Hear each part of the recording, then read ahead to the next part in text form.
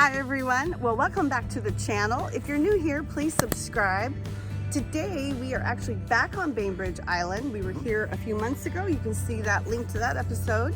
And earlier this year we had another liveaboard couple reach out to us and tell us that they live on their 50-foot boat, and they have invited us out to do a tour and actually sit down, ask them how they like living on it. One of our best videos was with Jeff, who lives on a 32-foot Nordic tug. And that link is down below. And so now we get to see how a couple lives on a larger yacht. So we're excited. So come along and let's check it out.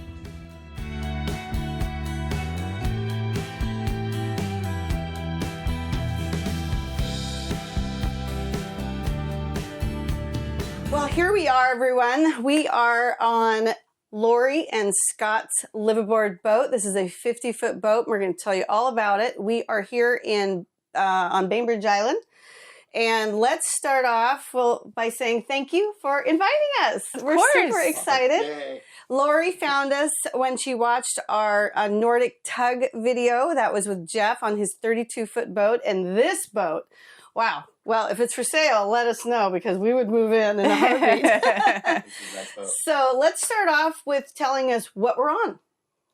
Okay, well, this is a 1993 Vista brand rear cockpit motor yacht.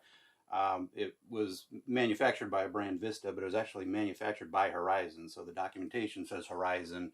The Vista brand existed for just a few years and went away. So I've never seen another Vista boat of any kind anywhere. Google it, can't find them. No. And I've never seen one with this kind of layout. You know, everything about is very, when you go on the tour, you're going to see that it's very much like living in a home, which is exactly what you wanted to do. So we're in this great salon, very comfy, and we'll tell you all about it. But how long have you lived on the boat?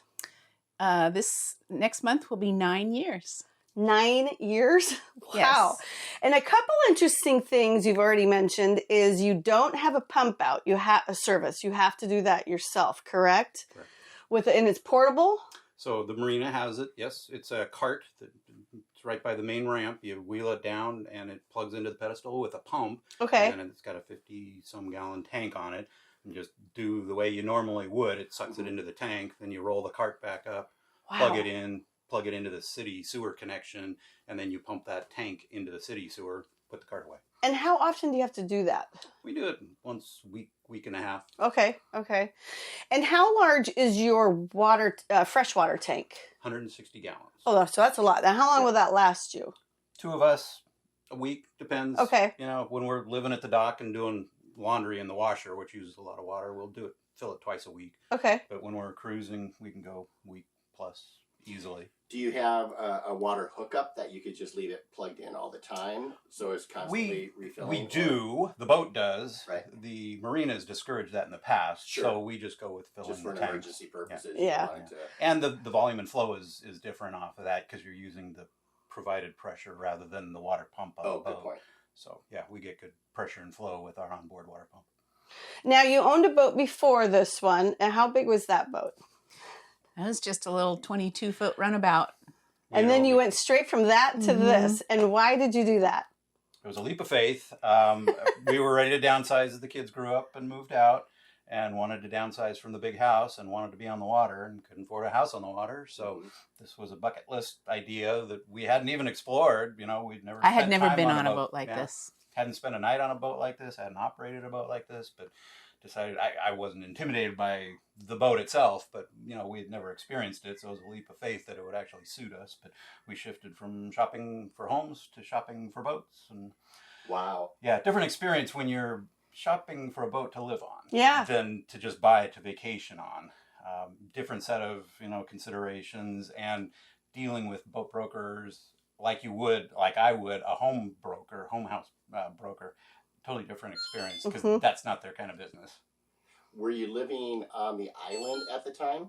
Yes, we've lived on the island since we moved to the Northwest in 1995. Oh, okay.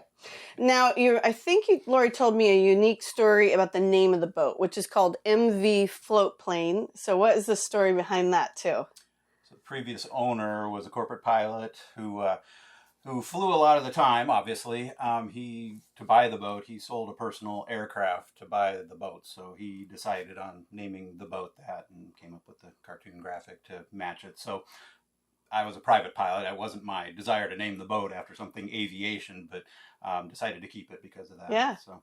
And it just was karma when we saw it. Exactly. Because Scott had a love for flying and flew a lot when we lived in Southern California and moved to the Pacific Northwest and wasn't able to fly as much because of the weather. And actually, I was living on Bainbridge. Getting to an airport from Bainbridge is a little more problematic. So, how did you learn? So you went from a 22 then to this large boat. How did you learn to drive it and operate it? So the gentleman we used to help us as boat broker, Bob Schoonmaker, who operates the chandlery that's right up at the head of the dock here, also works with a yacht brokerage, and he's a certified Coast Guard captain and instructor. And so after we used his services to find and buy the boat, we also utilized his services to give us some training. So we just went out, I don't know, 4 or 5 times and just did basic operations. I used to drive larger vehicles, so I wasn't intimidated by the size, but the dynamics are different on the water where you drift and float and get pushed around by different forces that you can't see. So, and I feel like he actually spent more time with me than he did with Scott, because obviously you know that the one out there doing the lines and the fenders and communicating, when Scott's up on the flybridge driving, he can't see where I'm standing or where the dock is. So Bob Schoonmaker taught us all that. Yeah. And very early on, we got the wireless headphones because I can't see her. I don't always know where she is. Right. And I need what she's seeing to be conveyed to me because, as you can see, we stern into our spot for convenience, and I can't see the back of the boat when we're backing in. Absolutely. What do they call them? Marriage savers? Or exactly. They were fantastic. I loved having ours, so I couldn't do it without. No, in fact, if for some reason one isn't charged, we go in a bit of a panic, you know, because we're so... Exactly. And we did end up buying a third. So when we're pulling anchor, sometimes we'll have somebody down here in the chain locker, you know, pushing chain around, another person up on the bow doing the pulling, and then I'm up at the... What do you love the most about living on the boat? The water. Connection to nature. I mean, we see every sunrise and sunset. Seals looking at us every morning. The sunrise is over Seattle. We got some great pictures. And fortunately, we have this position in the marina where we have a commanding view of the whole harbor, especially from the flybridge, to the degree that I was asked to be a harbor steward, part of a city program, because I reported so many boats dragging anchor and, you know, people in distress and that sort of thing. I could be the first one with eyes on. So if there's a boat fire out there, you know, I've got visibility, and working on board and living on board, I'm here most of the time. So, I mean, just to see the rising and falling of the tide and the changing weather, it's incredible. And then the second thing I would say is our life is very simple. Right. You know, absolutely. It forces it to be simple, right? Yeah. You know, whether it is or not. So. I've always been a minimalist, so this was the perfect lifestyle for me. We're converting him. I still have a chainsaw for some reason. You just never know when you might need it on a Tuesday. Right? So on that subject, we do have a storage unit, a small storage unit just within walking distance up here, where we keep our crab pots and our boat parts and Christmas decorations. Yeah. We do decorate quite a bit, and we participate in all the Christmas ship parade and everything. So on the flip side of the pros of living on a boat, what cons would you say you have? Any inconveniences or things that you miss from being land-based?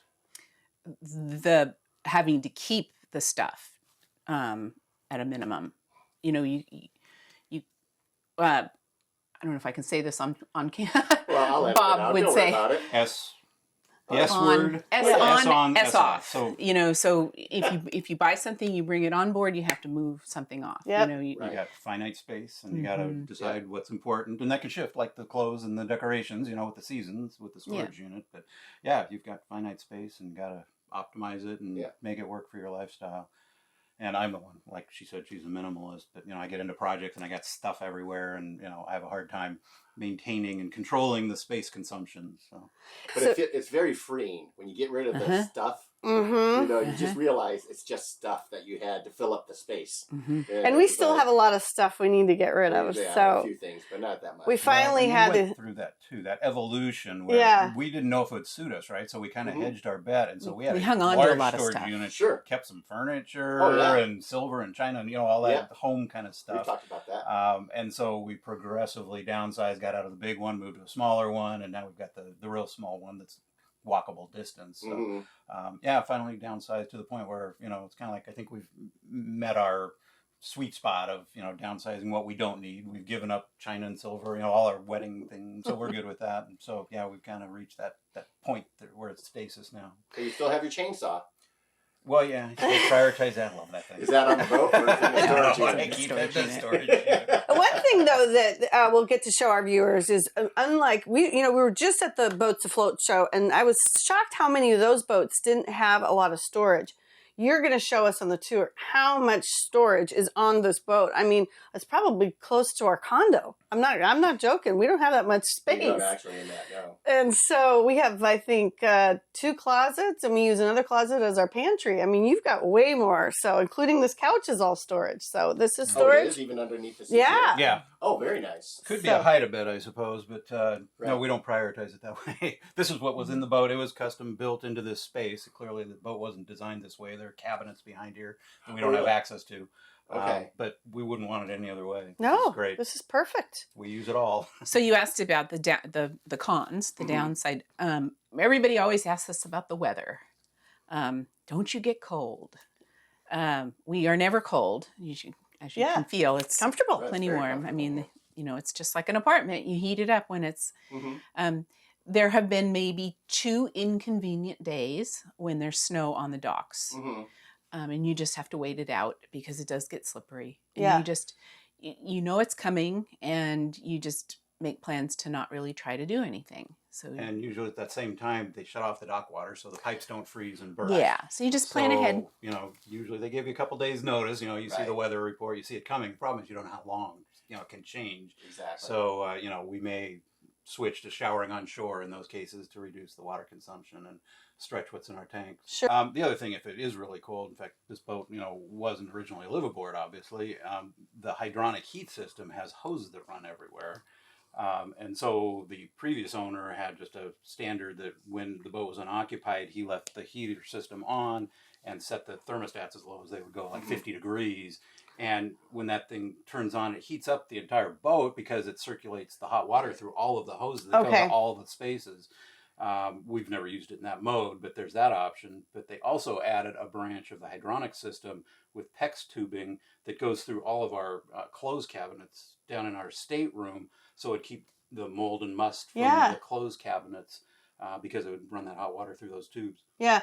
Now, you said you moved in on Thanksgiving, and you noticed right away that it was really humid in here. So what did you do to get rid of that? Yeah, I think the boat was just very humidity soaked at that point because it hadn't been occupied, and it was cold weather part of the year. So it wasn't just the standard living condensation. There was a lot more. And so we had weeks and weeks where we'd get up every morning with the windows covered with condensation that we literally had to squeegee and towel every morning. It was exhausting, including the big windshield panes that are hard to get to. And you worry about damaging the wood. That water dripped down. I had forgotten all that. Yeah. So we started with a home dehumidifier that ran all day, and you had to dump the bin, and it was noisy. But so finally got tired of that and decided to make a leap. And there are central dehumidifier systems for boats that run on 12 volt, and they're horrendously expensive. And we don't intend to run the boat in the winter needing to run on 12 volts like that. And so I got the crazy idea of putting in a whole home dehumidifier that you'd install in a home. Found the smallest one I could find, which was for a 1,500 square foot home, which we're not, 1/10 of that maybe. But installed that in the engine room and some ducting so that we could both dehumidify and add some heat. So we also have a heater system in that, so it runs nice low hum in the background. And because of its capacity, it'll draw down the humidity in the boat in an hour or two. Doesn't require much runtime. It feels very, very comfortable in here. Yeah, very comfortable. So where do you park? Because this is one of the inconveniences. Oh, nice good question. Like when you go grocery shopping, it was nice and to garbage. Pull into a garage and take your groceries into your house and you're dry and you don't have to really plan on the weather around, you know, doing things like that. So we can show you when we walk up and have lunch, but in the marina, they have a very large parking lot, and there's the dumpsters are right there. So we always take a bag of trash when we get off the boat and we go up, and I never have to put my garbage cans out. Yep. And when we first moved on the boat, I was working for a nonprofit, and we rented an office space in a building that's next to the parking lot, just a tiny little office, and it has underground parking. Oh. And we hung on to that even after I quit that job and went to work in town here. And we use that office space mostly for storing PPE and medical supplies from the clinic that I manage. Oh, that's funny. But it's got an underground parking spot, dedicated parking spot that we can plug our vehicle into. Oh, nice. Okay. Perfect. Okay. That's the other inconvenience. Yeah, if you have an electric vehicle or a hybrid or anything that you need to plug in. Yeah, and most marinas they haven't upgraded yet to that kind of thing. They haven't, having and that thankfully access. we sort of got grandfathered in because they haven't put any more in that garage.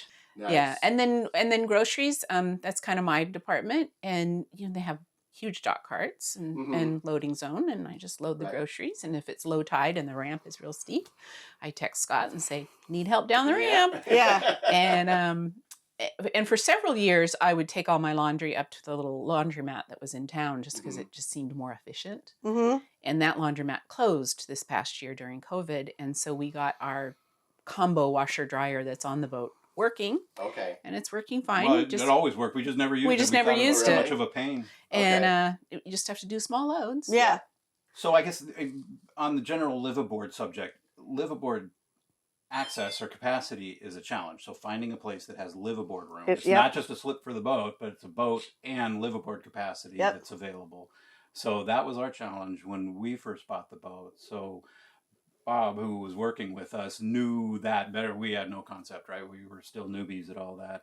And so he helped us work with the marina here and actually rented a slip a couple months before we found the boat that we wanted, knowing it could go away. It was a slip open.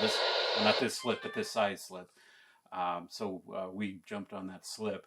But yeah, it's really finding a spot and the liveaboard capacity. It's kind of a combo that's hard to come by, especially if you want to choose your spot. Exactly. And that's been our biggest challenge. We're on a wait list at Shoal, even though now we don't have a boat. So if we got called up, we'd have to run out and buy a boat real quick.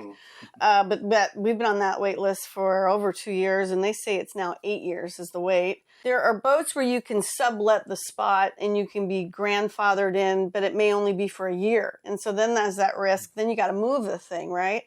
And we don't want to, we almost bought a Navigator, a beautiful boat up in Anacortes. Yeah, it was a pretty boat. It was really, and it was just such a risk because the broker said, well, I can put you temporarily at Shoal. Okay, well, after 3 months, if you tell me I have to move a 60-foot boat, where is it going to go?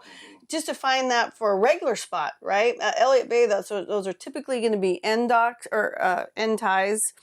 Or on the linear, and they're full. So that's the other. So we're hoping that we find a boat that is already a liveaboard in a liveaboard slip, and it just transfers. So does this marina limit how many liveaboards, or the DNR actually limits it? I think to 10% of the slips or something. So I don't know that they impose a limit on top of that. Okay. Well, should we do a tour? Sure. Let's go ahead and do a tour. Yeah. Where do you want to start? Sorry, but you'll have to wait until next week for the tour of Laurie's and Scott's 1993 Vista 50. We hope you enjoyed learning more about what it takes to live aboard today. And if you did, please give this video a thumbs up, hit the subscribe button, and ring the notification bell to be notified when new episodes drop. Thanks for watching, and we'll see you next week.